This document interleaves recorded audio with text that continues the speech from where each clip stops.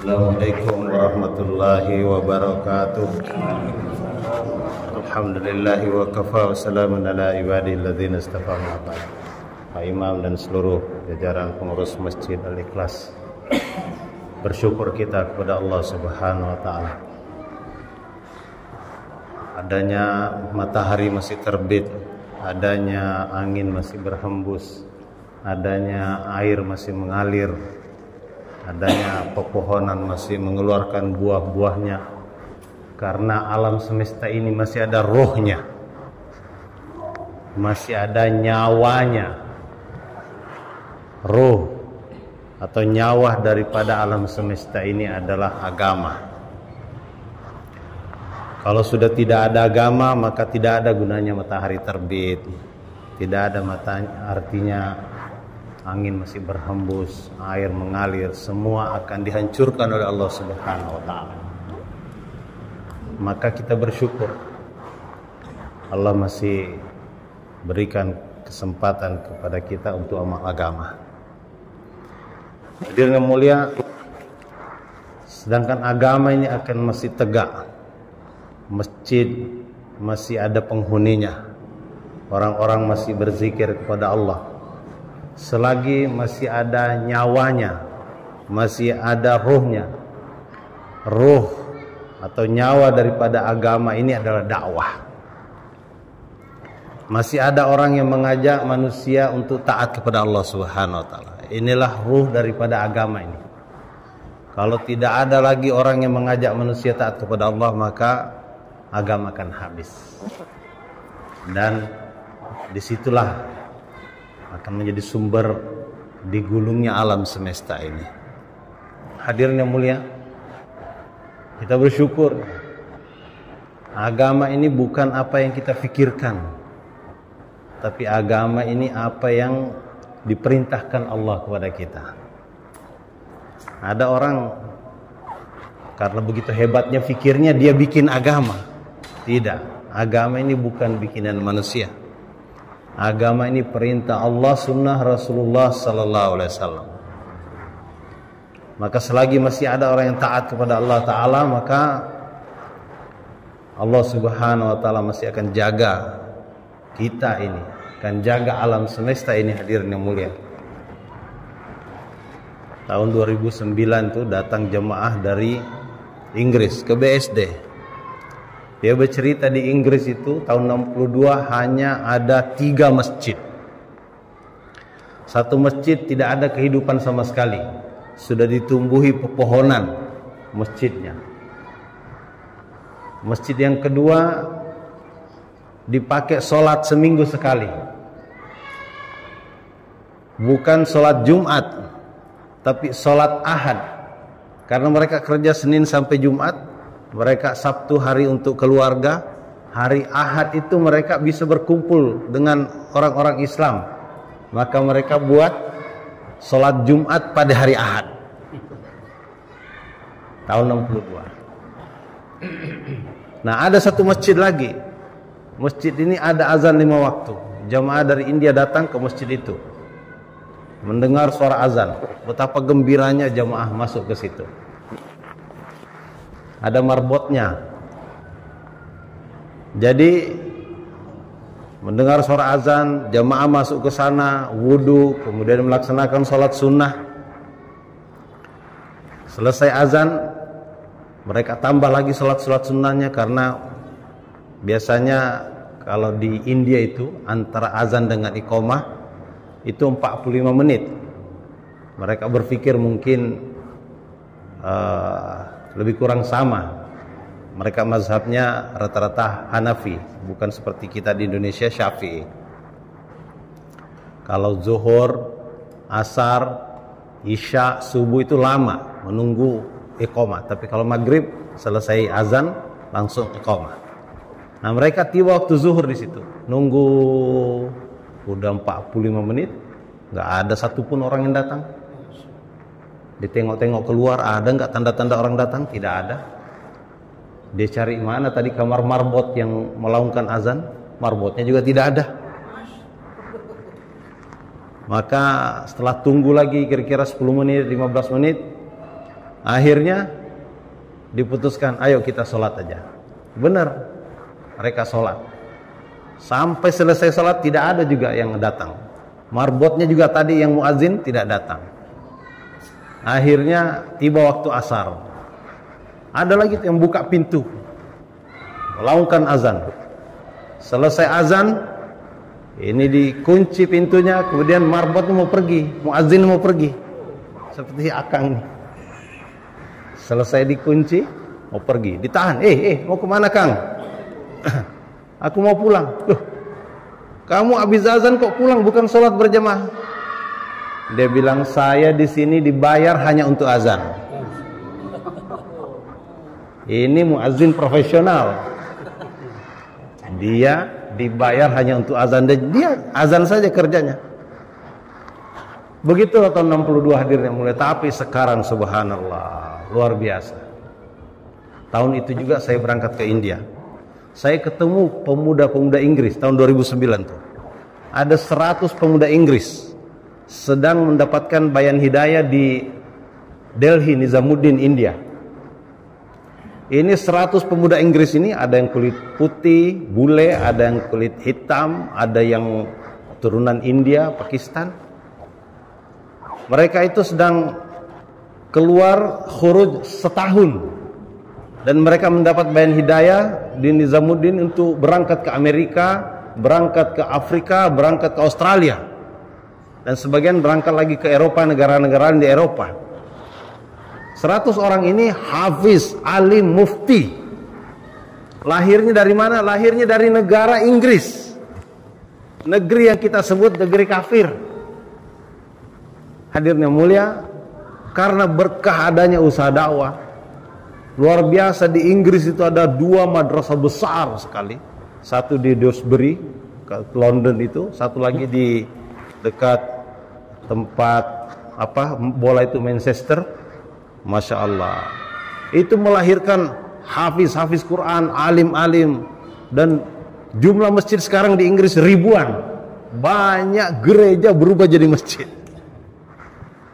Alhamdulillah. Ini berkah adanya usaha dakwah. Nah, bulan lalu saya di Australia.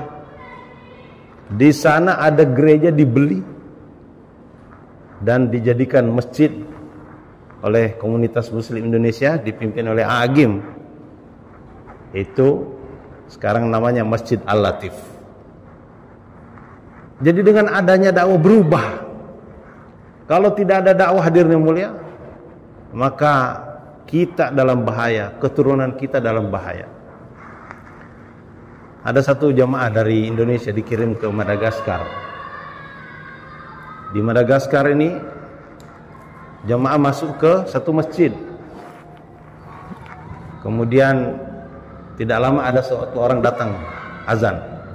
Azannya begitu hebat, suaranya begitu nyaring, persis meniru azannya Masjidil Haram. Memang luar biasa suaranya orang-orang Afrika itu, memang dahsyat. Kenapa Bilal radhiyallahu dijadikan muazin Rasulullah? Memang suaranya itu hebat.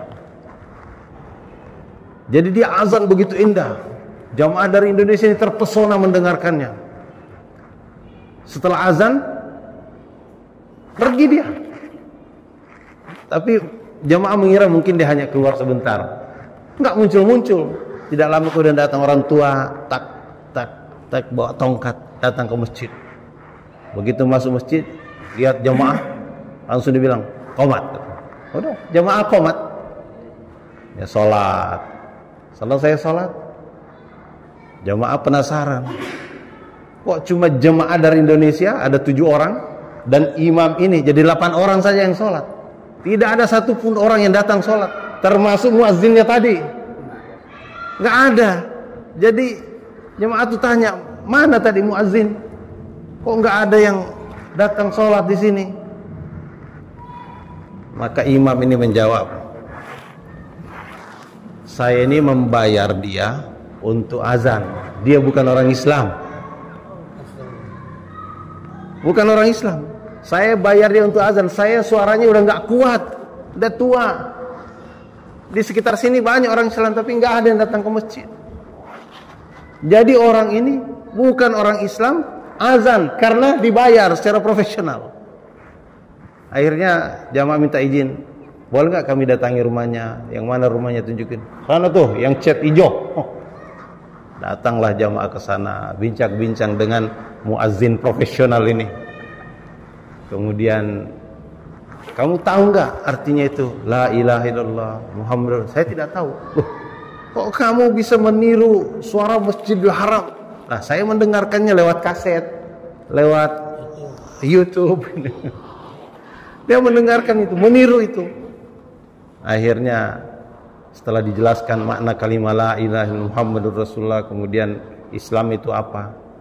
Terus marbot ini tanya, artinya muazzin ini tanya, kalau begitu boleh nggak saya masuk Islam? Dia bertanya, boleh nggak saya masuk Islam? Jadi selama ini Pak Imam ini nggak pernah nyuruh dia masuk Islam. Dia hanya nyuruh azan, kemudian dibayar gajinya. Tapi ngajak dia masuk Islam tidak. Akhirnya jemaah kaget, boleh, ayo ikuti saya sekarang, asyhadu alla ilaha illallah. Kadang-kadang orang itu tidak dapat hidayah karena kita nggak ngajaknya. Termasuk juga orang-orang itu kadang-kadang tidak masuk masjid karena kita tidak mengajaknya. Orang ini perlu diajak. Dan kalau kita mau mengajaknya, insya Allah pahalanya akan mengalir kepada kita. Kalau kita tidak mengajaknya, Allah punya cara. Kalau Allah inginkan seorang itu dapat hidayah, Allah punya 1001 cara. Saya bersama istri di Afrika Selatan, masuk satu kawasan namanya Victoria di Johannesburg. Itu datang ke satu toko Jaulah Taklim jam 10-an. Tiba-tiba yang punya toko bilang, tolong ini ada orang bule ini nanya-nanya terus tentang Islam. Saya bilang, kenapa? Nggak tahu, ini saya lagi sibuk, banyak orang ini pembeli. Ya udah, saya bawa dia, ayo kita keluar. Saya bawa dia keluar, di luar sana ada sedikit teras. Saya ngobrol sama dia. Nama kamu siapa? Dia sebutkan namanya Darren, nama orang Belanda. Orang Belanda ini orang bule, dia Belanda, umurnya 24 tahun. Saya bilang, saya Said dari Indonesia. Kenapa kamu nanya-nanya Islam sama yang punya toko? Dia bilang, terus terang, saya ingin tahu apa itu Islam. Jadi saya jelaskan, rukun iman itu ini, rukun Islam itu ini. Kemudian ngangguk-ngangguk. Saya jadi penasaran, kenapa kamu ingin tahu tentang Islam? Dia bilang, terus terang saya ini 4 bulan terakhir, setiap malam tuh mimpi ketemu orang yang mengajarkan saya kalimat-kalimat yang saya tidak paham. Sampai saya rasanya hafal kalimat itu. Jadi saya penasaran, apa kalimatnya? Dia mulai baca Bismillahirrahmanirrahim, Alhamdulillahirabbil. Surah Al-Fatihah itu dia hafal dalam mimpi. Saya bilang, itu tandanya kamu disuruh masuk Islam. Terus bagaimana caranya? Kamu ikuti saya, asyhadu alla ilaha illallah, syahadat. Kemudian saya ajari wudu, saya ajari sholat. Saya bilang, kamu ini masih belum bersih, kamu pulang dulu mandi, ganti baju. Dia pulang mandi, kemudian ganti baju, datang lagi ke masjid, saya ajarin lagi wudu, kemudian sholat zuhur.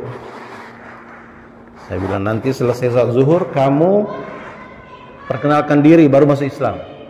Iya, katanya. Sudah. Selesai sholat zuhur, kemudian dia berdiri. Kemudian dia cerita, dia, brothers, I am Darren. I just embrace Islam from this brother Said from Indonesia. Saya Darren, saya baru masuk Islam dari saudara saya ini dari Indonesia. Saya langsung bilang, saya pegang tangannya, sekarang nama kamu bukan Darren, sekarang nama kamu Daud. Dia kaget yang ngelihat saya. Saya bilang, kenapa kamu lihat saya? Dia bilang, dalam mimpi saya dikasih nama Daud. Jadi dalam mimpi dia sudah dikasih nama Islam, nama Nabi, namanya Daud. Masya Allah. Dari itu kita dapat pelajaran bahwa kalau Allah menghendaki seorang dapat hidayah, maka lewat mimpi pun Allah bisa kasih.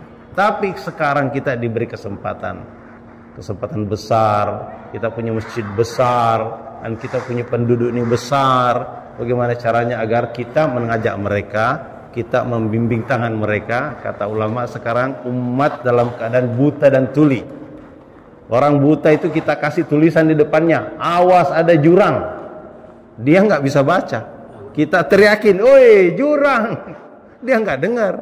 Jadi caranya untuk menyelamatkan umat hari ini, datangi, pegang tangannya, bimbing tangannya. Mari kita ke rumah Allah Ta'ala. Itulah yang akan menyelamatkan. Dia selamat, insya Allah kita juga selamat. Begitulah hadirin mulia, insya Allah nanti jam 5 lebih kurang kita akan datang ke rumah-rumah. Kita mengunjungi saudara-saudara kita agar mereka juga dapat nikmat seperti kita nih, dapat melaksanakan sholat berjamaah, nikmat yang besar. Tiap langkah menuju masjid pahala diberikan, dosa diampunkan, derajat dinaikkan. Kita tidak boleh menikmati pahala ini sendirian, kita ajak mereka. Maka kita perlu seorang untuk membawa kita, membimbing kita, jangan sampai salah masuk rumah. Jangan sampai kita masuk rumah orang yang mungkin suaminya sedang tidak ada, bahaya kita. Namanya kita mendatang, ya kan? Mudah-mudahan Allah berikan kekuatan kepada kita, insya Allah. Semua bersedia, insya Allah. Jazakumullah. Assalamualaikum warahmatullahi wabarakatuh.